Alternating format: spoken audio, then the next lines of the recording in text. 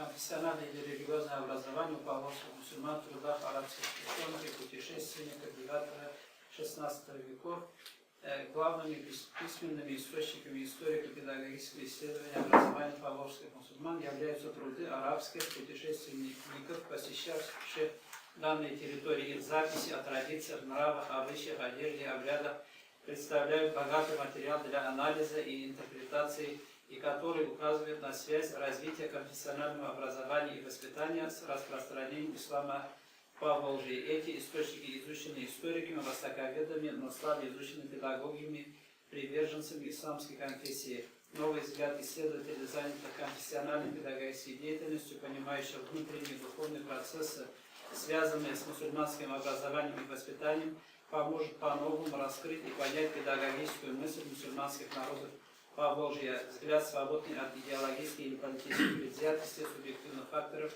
влияющих на выводы и результаты исследований, усилит объективность и достоверность выводов и результатов историко-педагогических исследований, связанных с развитием образования и воспитания у татар и башкир. И так далее. Развитие образования мусульманских народов Поволжья неразрывно связано с распространением ислама и исламским религиозным образованием. Проникновение ислама в Поволжье стало катализатором процесса развития и процветания образования и культуры местного населения. Через ислам и религиозное образование распространились арабская письменность, книжные дела, исламская культура. Произошло знакомство с бесценным наследием древнегреческих, индийских, персидских ученых и философов. И так далее. В трудах арабских географов и путешественников имеется богатый материал, косвенно указывающий о развитии исламского религиозного образования в Поволжье. Основным арабоязычным источником, конечно же, является Рисаляту ибн Фардан о путешествии в страны тюрков, хазар, русов и Сакалева и так далее. Из записи ясно, что в Багдаде и Хорасане знали об Обской Булгарии как мусульманском государстве, то есть население которого придерживается ислама. И Ибн Фадлан, то есть очень ясно охарактеризовал их традиции о мусульманах, что в Булгарии имеется соборная мечеть. Если есть соборная мечеть, то имеются и обычные молитвенные дома и так далее. Здесь указывает он также, что одели булгарскому правителю черную одежду и чалму, что указывает, что булгары приняли ислам во время амиядского халифата, так как черная одежда является признаком аббасидского халифата. В Булгарии имел соборная мечеть, проводились пятничные намазы и возносились молитвы за правителя Булгар и так далее. И интересен этот спор, который произошел, диспут между правителем Булгар и Ибн Фадланом об азане, действительности намаза, об иджмах и ихтиляф, о богословском вопросе принятия религиозных решений, основываясь на словах несправедливых людей.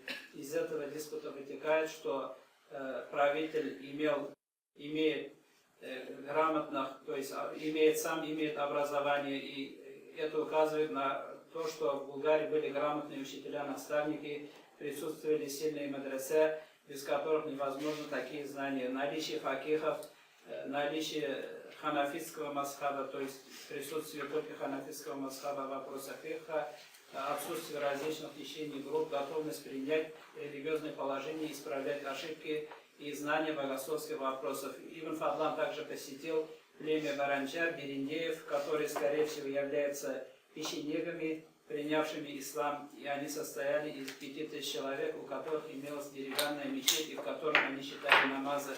Также он говорит, что обучил группу из них чтению Корана для намаза, то есть минимум 5 сур. У булгар обряды похорон были мусульманские, мыли, заворачивали в саван, делали ляхель и так далее. Записки Ибн Фадлана об этой официальной экспедиции являются важным историческим и политическим источником, и также источником для историко-педагогического исследования.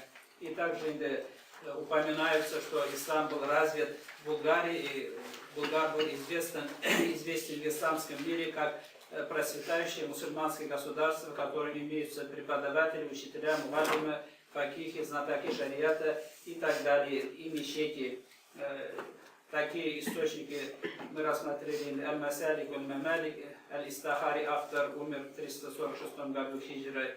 Худуд Аль-Галям тоже писал о Булгаре как город на берегу Икили, все жители которые являются мусульманами, из которого выходит 10 тысяч воинов и так далее. То есть почти во всех исторических источниках арабоязычных упоминается Булгар и его население как приверженцы ислама, и что там присутствуют факихи, ученые, уляма и так далее.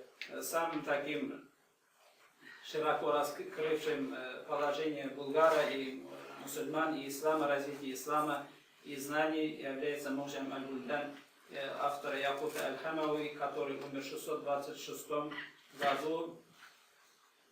Также Закария аль-Казуини в своем труде Асар аль-Бидат ва Ахбар аль-Бигат, который умер в 682 году, писал о булгарах, буртасах и народах, населявших приграничные территории. И, то есть во всех этих источниках указывается, что Булгар был развитым мусульманским государством, население которого полностью является мусульманами и так далее. Все эти источники, после того, как мы рассмотрели вопросы, касающиеся ислама, развития ислама и исламского образования, учености, мусульманской учености, можно сделать выводы, они косвенно указывают на развитие религиозного образования в Поволжье. Это такие вещи, как наличие соборных и обычных мечетей, наличие мадресе, наличие фазыев в этом государстве, наличие мударисов и факихов, знатоков шариата, наличие шейхов, суфеев и дервишей, распространение арабского и персидского языков, одежда мусульманская, и воины у них одеты как мусульмане, указывается в некоторых источниках, как и войска Шама и Багдада и Мисра. То есть одежда воинов была мусульманской, и они ходили с шалмами. Переносные мечети имелись. Вот это тоже интересный момент. То есть указывается, что все они были кочевниками, только зимой, даже, например, булгар, они жили только зимой там в городах, а в остальное время кочевали, и у них не только дома, но и мечети были шатровые, то есть кочевые мечети. Они возили с собой эти мечети. Вот это очень интересный такой.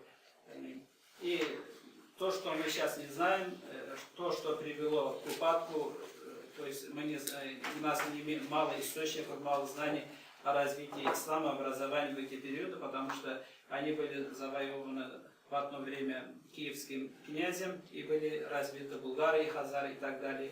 И второй такой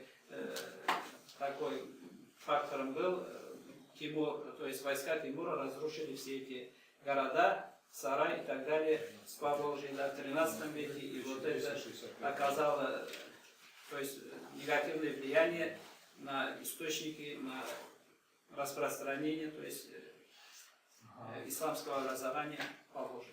Да, и спасибо. Я вот тоже также заключительное слово тоже скажу, но немножко слов несколько о Булгаре. Булгар по своей площади к 15 веку ничего собрания был. Он раньше Ростованда, Франция, Париж, Шахаре, Брикштенегна был. Он был по своей площади, по своей значимости, значимым городом не только в восточной части Европы, но и в Западной Европе.